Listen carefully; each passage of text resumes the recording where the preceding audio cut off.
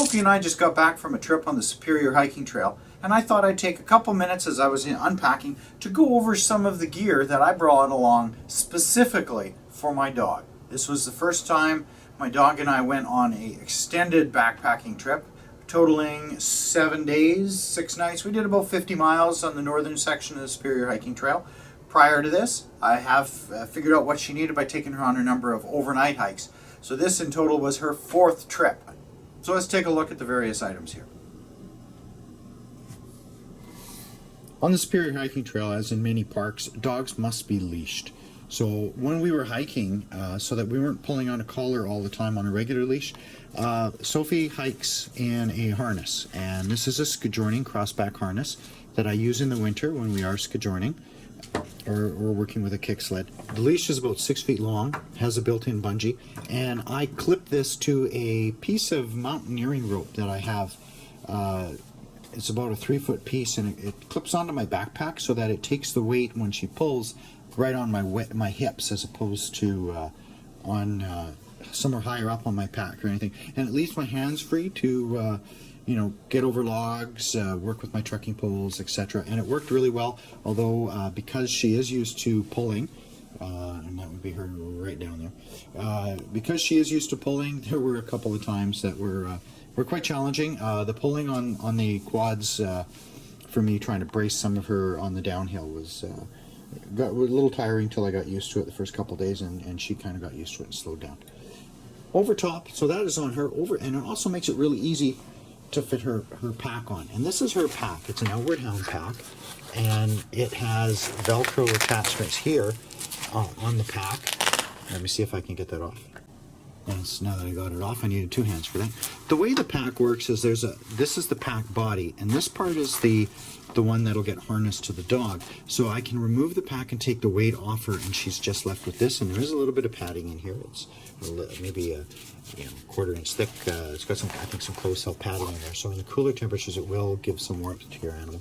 The one thing I did find, I think, is that on the front strap on her was causing some rubbing and some chafing on the inside of her front foreleg, which when I noticed that after the 3rd day, I took the pack off, and she didn't use the pack for the rest of the other 3 days, and it healed up quite nicely. So it does comes through the front, comes underneath, hooks into here. It's got two straps. You can see it's still pretty dirty.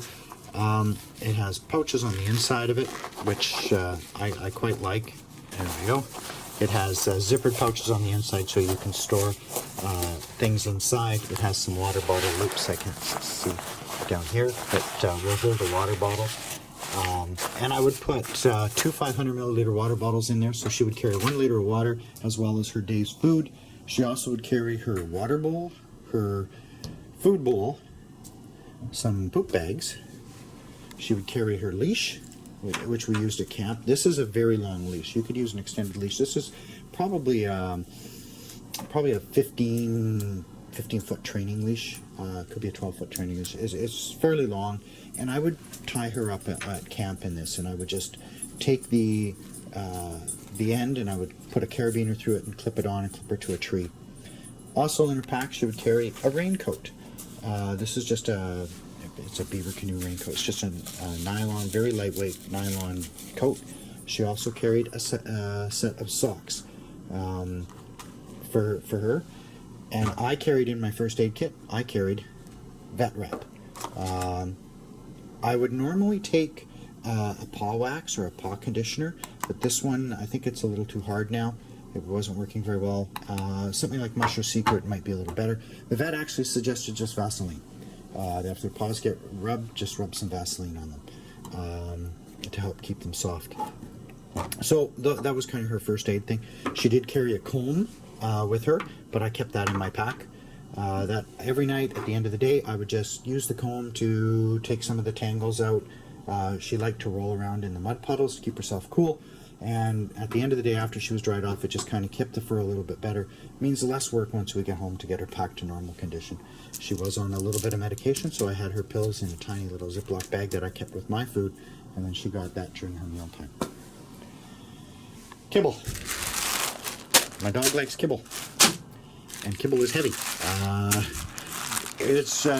had to carry about 1.5 pounds a day for her of kibble, and that's what she ate. It's just a blue Wilderness brand of kibble that we had. I did add about, normally she eats about 3 cups of kibble a day in 2 meals.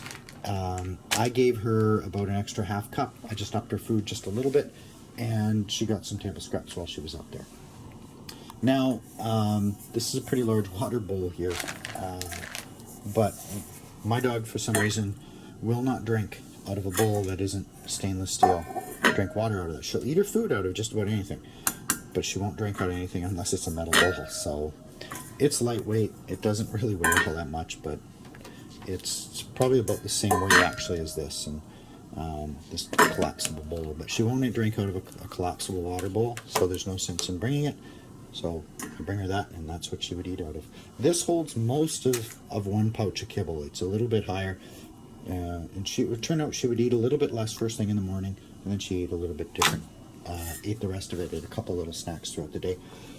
The reason I brought the socks along is just in case I had never been on this trail before, so I wasn't sure how sharp some of those red rocks were, or how the lake walk was going to be.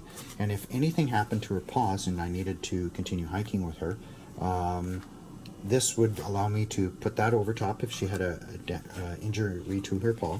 I could put that, or I could put them on as prevention on sharp rocks or anything, in order to keep her paws in good shape.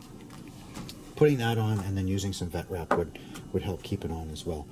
So those were more of a, not just a protection thing, but also first aid wise. The raincoat, very simply, the reason I threw a raincoat in there was just in case there was a day where it was wet and cool and windy, and she was going to start losing a lot of heat. That would help hold some heat in.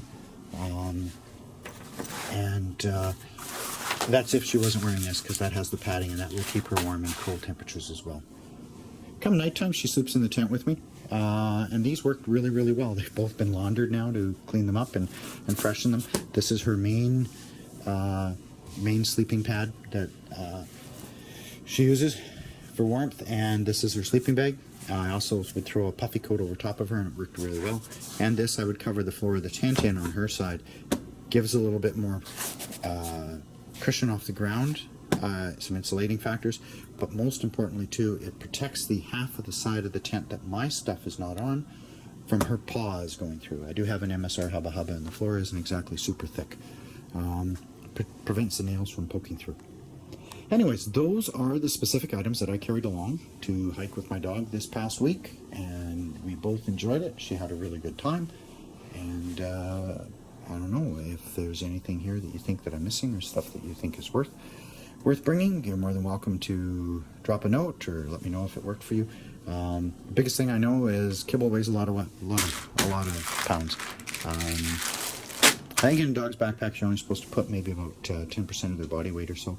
I found just carrying most of her daily gear that she needed, as well as just a couple meals and her water in there, was plenty for her to carry, and she did it most days like a champ. With the only time in the day that I actually took her pack off was when I started to notice it was rubbing, but that was on one of our longer days where I'm not exactly certain what we did, but we did somewhere between 14 and 15 miles, I think, that day, and that was a long day even for us.